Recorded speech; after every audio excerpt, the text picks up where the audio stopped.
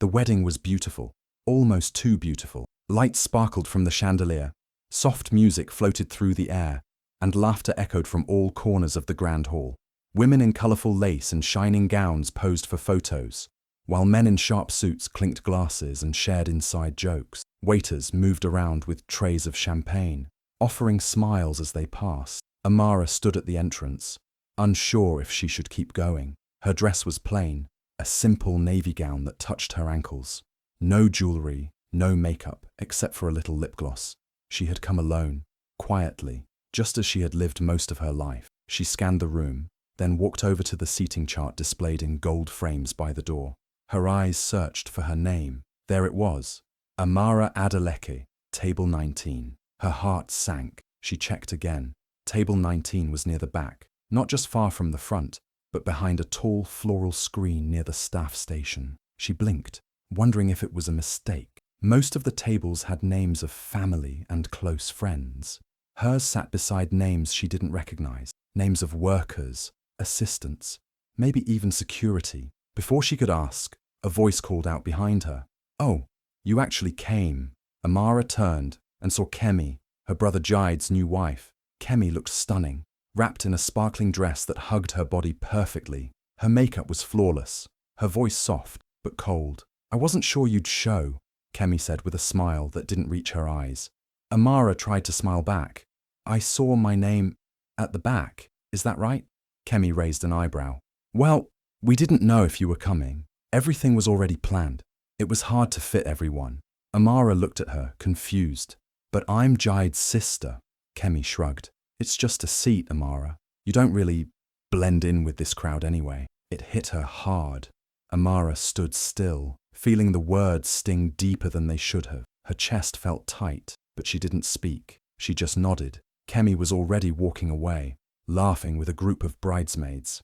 A young usher returned and smiled politely. "Table 19 is just over there," he said, pointing toward the back. Amara walked slowly to her seat. The tablecloth was wrinkled. One of the chairs looked like it had been borrowed last minute. A maid stood nearby, adjusting her apron. Amara sat down quietly, alone, unseen. As the music played louder and the crowd raised their glasses for a toast, Amara looked toward the head table, where Jide stood next to his new bride, laughing. He didn't even look her way, and in that moment, Amara realized they didn't just forget her, they had chosen to erase her.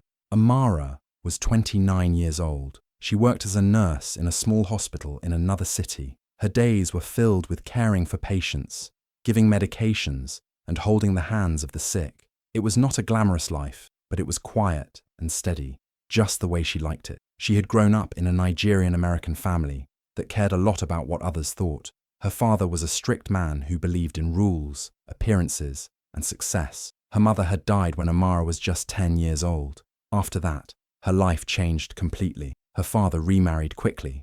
The new woman, who became Amara's stepmother, was elegant, cold, and distant. She had a sharp tongue and always looked Amara up and down like she didn't belong. Not once did she hug her. Not once did she ask how Amara was doing. Soon after the wedding, Amara was sent to boarding school. The reason? Her father said it was for discipline, but Amara always knew it was to get her out of the house. She lived with her aunt during school breaks, a quiet, tired woman who mostly stayed out of the family drama. Amara didn't complain. She learned to stay quiet, keep her head down, and not ask questions. Her brother, Jaid, had a very different life. He was the star, the golden child. He was smart, handsome, and always knew the right thing to say. Their father praised him often. At family events, everyone talked about Jaid's achievements, his good grades, his business skills, his charm. Amara was just there. When she turned 22, Amara moved to another city to start her nursing job. She didn't tell many people. She just packed her bags and left. No goodbye party. No one really asked why she was going, but the truth was deeper than anyone wanted to admit. Something had happened to Amara when she was younger. Something awful. A family member, someone older, had hurt her. She had tried to speak up. She told her father, her stepmother, even her aunt, but no one believed her. They said she was confused, that she must have misunderstood, that she was trying to bring shame to the family. After that, she was sent away. To rest, they said, but what they really meant was to stay silent. So she stayed silent for years. She didn't come to family holidays. She didn't call. She didn't text. And no one really reached out either. Then one day, out of nowhere, an invitation arrived. Jide was getting married. The card was gold and white, formal, fancy. Her name was printed clearly, Miss Amara Adalik. She stared at it for days before deciding to go. Not because she wanted to celebrate, not because she missed them, but because a small part of her hoped maybe things had changed. Maybe her presence would be accepted this time. Maybe she'd feel like part of the family again. So she bought a dress, booked a flight, told no one. But now, sitting in the back of the wedding hall, ignored and hidden, it was clear nothing had changed. Amara had come looking for peace, maybe even a small welcome. Instead, she was reminded exactly where she stood, on the outside. The music grew louder, and guests started gathering near the dance floor for pictures. Photographers moved quickly, calling out names and arranging people in groups. Soon it was time for the family photo. The groom's parents stood in the center, beaming. Jide stood tall beside Kemi, both of them glowing under the camera lights. Amara stood up quietly and walked toward the group. She wasn't smiling, but she was trying. This was her brother's big day. She thought maybe, just maybe, she could be part of at least one photo, a small moment, a memory. As she stepped forward, a man with a camera held out his hand to stop her. He looked at his clipboard. "Sorry, only immediate family right now," he said quickly. Amara blinked. "I'm his sister." The man looked unsure. "They gave me the list. You're not on it." Amara turned her eyes toward Jide. He was adjusting his jacket, laughing with someone. Then he looked up. For a second their eyes met. He looked away. Amara didn't say anything. She just stepped back. No one else noticed. She walked outside through the side door, out into the quiet of the evening. The sky was dark now, and the garden lights flickered softly around the path. She sat on a stone bench, hands in her lap. Her chest felt tight. Her face was burning. A moment later, footsteps followed her. It was her aunt, the same woman who had once let her stay during school breaks.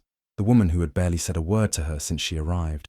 "You shouldn't have come," her aunt said in a low voice. Amara looked at her slowly. "Why?" Her aunt sighed, folding her arms. "You bring too much noise. People don't forget things like that." Amara was quiet. Then she asked, "Do you believe me?" Her aunt looked away. It was all the answer Amara needed. Years ago, when Amara was just 15, she had told them what happened. She had said it clearly. Her step-uncle had touched her, had come into her room at night during a family visit and whispered things no child should ever hear. She told her father. She told her stepmother. She cried when she told her aunt. But they didn't believe her, or maybe they didn't want to. They said she was confused, that she was going through a phase, that maybe she was seeking attention. Then they sent her away, to boarding school, to get help. And just like that, her voice was shut down. She had carried the weight of that silence for years. It followed her into adulthood, into her work, into her relationships. It was a quiet ache, always there. Now sitting alone in the cold evening air, after being shut out again, something inside her began to change. She wasn't a child anymore. She didn't need their permission to be heard. She stood up slowly, brushing her hands against her dress. Her aunt was still talking, but Amara didn't listen. She didn't cry. She didn't shout. She just turned and walked away. Not just from the bench, from the wedding, from everything. She didn't know exactly what she would do next, but one thing was clear. She wasn't going to stay silent anymore. Amara didn't sleep that night. She lay in bed, staring at the ceiling of her small hotel room. Her phone buzzed a few times with wedding photos from family group chats. She didn't open them. Her mind kept going back to that moment with the photographer, the look in Jide's eyes when he turned away, her aunt's words. "You bring shame." She had heard those words before, many years ago. She was 15, scared and shaking, when she told her father what happened. Her voice had cracked, but her words were clear. Her step-uncle had touched her in a way that made her feel sick. She had begged her father to believe her, but he had looked at her with cold, disappointed eyes. "Are you confused, Amara? Did you dream this?" She had shaken her head. "Number it happened." He had raised his voice. "Then why are you only saying this now? Why bring shame to this family?" Her stepmother hadn't even let her finish. "That man is your elder. How dare you accuse him like that? You should be careful with your words." And Jide, he had pulled her aside later, whispered, "Amara, please, Don't say this again. You'll ruin everything. That was the last time she spoke about it. They sent her away 2 weeks later. Now, years later, sitting in that hotel room, Amara opened her laptop. Her hands were shaking, but she didn't stop. She wrote everything. The truth, the pain, the silence, the night it happened, the way she was treated, how she was pushed aside at the wedding like a stranger. She didn't name anyone, but the story was clear, real, honest. When she finished, she read it 3 times, then clicked post. At first, nothing happened, but by morning, the post had started to spread. People were sharing it, commenting, sending her messages, many from strangers saying, "I believe you. This happened to me too. You're brave." Some of the messages made her cry, others made her smile, but then came the calls. Jide was the first. His voice was sharp. "What the hell did you just do?" Amara stayed calm. "I told the truth. You just embarrassed all of us. You're doing this for attention." She didn't answer. Then her stepmother sent a message calling her mentally unstable and ungrateful. Her father left a voicemail, his voice cold and flat. "Take that post down, or you'll hear from my lawyer." Amara stared at her phone, overwhelmed. Her chest felt heavy. Maybe she had made a mistake. Maybe this would make everything worse. Even her aunt messaged her saying, "What do you gain by reopening old wounds?" She sat on the floor of the hotel room, tears falling slowly. Maybe they were right. Maybe she should have just stayed quiet, let it go. Then her phone buzzed again. A message from Noah. She hadn't seen or heard from him in years. They had been neighbors when they were kids. He had always been kind to her, quiet like she was. Back then, he was the only one who noticed something was wrong. The message was short. "I read your post. I remember. I believe you. Let me know if you want to talk." Something in Amara softened. They met later that day, at a small cafe near the hotel. Noah had changed, older, but still had the same gentle eyes. They hugged quietly, no words needed. They sat for hours. Amara told him everything. He listened, nodded, never once interrupted. "I always knew something wasn't right," he said. "I was just too young to understand." He told her she wasn't alone, that speaking out was brave, that her story mattered. With his support, Amara began to feel stronger. She ignored the hate comments, blocked the cruel messages. She focused on the kind ones, the honest ones. Her post was now being shared widely. A few blogs picked it up. Some people were asking to interview her. She said no, she wasn't ready for that, not yet. But the seed was planted. Her voice, once buried, was now out in the open. Even though her family had turned against her, something had shifted. She was no longer afraid. A few days passed after Amara's post went viral. She tried to stay quiet, away from everything, but her phone didn't stop buzzing. New messages came in every hour. Some were supportive, others were angry. But then, one message stood out. It was from a woman she didn't know. The message read, "I saw your story. The same thing happened to me, with the same man." Amara stared at her screen in shock. Her heart beat faster. She asked the woman if she was sure. The woman replied with dates, details, even a photo of herself as a teenager with the man standing beside her. It was real. They talked on the phone. The woman was scared, but she didn't want to be silent anymore either. With her permission, Amara shared her words, anonymously at first. Then, when the woman felt ready, she added her name to the story. That's when everything exploded. News sites started picking it up. The story spread fast, not just about Amara anymore, but about the man who had hurt more than one girl in the same family, the same community. People started commenting on the wedding photos that had been posted online, the beautiful decorations, the expensive dress. But now, all anyone wanted to talk about was the scandal behind the smiles. Reporters called. A few family friends tried to reach out, asking Amara to take it all down. "You've made your point," one said. "Let the family heal in private." But Amara didn't respond. She felt something inside her building. It wasn't anger. It wasn't even pain anymore. It was strength. The day after the second woman spoke out, Amara went to her father's house. She hadn't been there in years. The gate was open. She walked past the flower beds, up the steps, and rang the bell. Her father answered. He looked older, more tired, but still had that same sharp gaze. For a moment, they just stared at each other. "You shouldn't have come," he said. "I needed to," Amara replied. He didn't move to let her in. "You've brought shame to this family." She didn't flinch. "No," she said quietly. He brought shame. You just chose to ignore it. His jaw tightened. Watch your words. Amara stood tall. You chose your image over your own daughter. You let me suffer so people wouldn't whisper about you. He looked away. For a moment, the silence was heavy. Then behind him, Jide appeared. His face was pale. He looked like he hadn't slept in days. Amara, he said softly. She turned to look at him. Her heart ached at the sight of him. Her brother, her best friend. Once. He walked out onto the porch, past their father, and stood in front of her. I'm sorry, he said. Amara blinked. For what? Jide looked down. For not standing up for you. I believed you. I always did. But I was scared of him, of what would happen to us. Amara's lips parted, but no words came out. I should have said something back then, Jide continued, voice shaking. You were just a kid. I let you down. Amara felt her body tremble, not from anger this time, but from relief, from the years of silence finally breaking. She didn't shout. She didn't cry loudly. She just let out a deep breath and sank down onto the porch steps. Jide sat beside her. For a moment, they said nothing. Then the tears came, soft, quiet, but full. He didn't touch her, just sat with her, head bowed, like he was mourning something too. Their father stood in the doorway silent. Amara looked up at him one last time. You don't have to believe me, she said.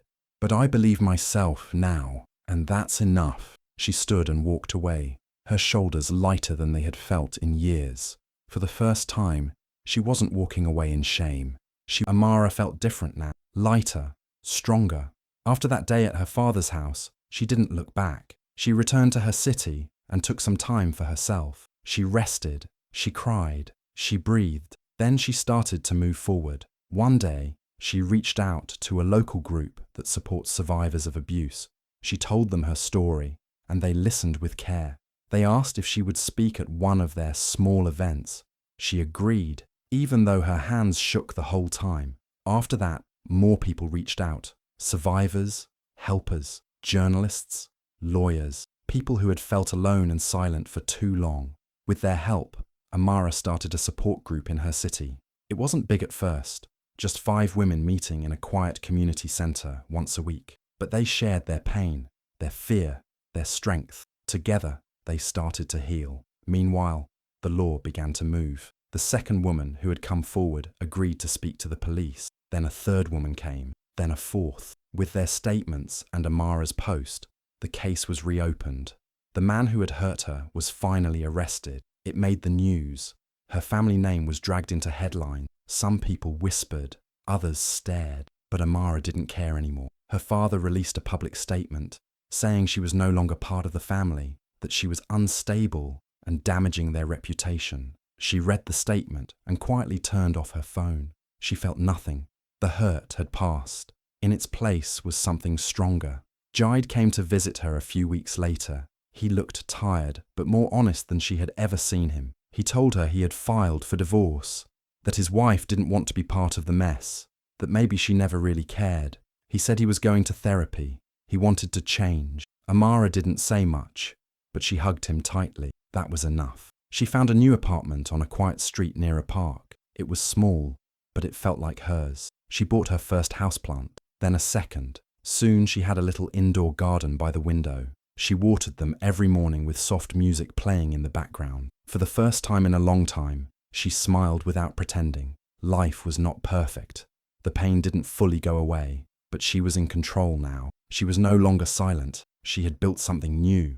From her story, her truth, her voice. One evening, as the sun was setting and the soft orange light filled her apartment, Amara checked her mail. There was a small envelope with no return address. She opened it slowly. Inside was a handwritten letter. It read, "Dear Amara, I don't know you, but I saw your story online. I'm only 16. Something bad happened to me too, and I was too scared to tell anyone. But when I read what you wrote, when I saw how brave you were, something in me changed.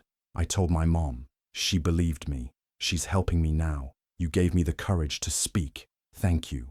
Amara's hands trembled as she held the letter. Her eyes filled with tears, but this time they were not from pain. She stepped out onto her small balcony. The evening breeze brushed her face. In the distance, the sun dipped low, painting the sky with gold and pink. She looked out quietly, feeling the weight of her journey and the lightness of her healing. For the first time, she wasn't thinking about who had hurt her. She was thinking about who she had become, stronger, braver, whole. And as the last light of day slipped behind the trees, she smiled. Sometimes the seat they try to put you in isn't where you belong. Sometimes you build your own table. Hey loves, thanks so much for reading till the end. Don't forget to like, share, drop a comment, and hit that subscribe button so you never miss a story. See you soon.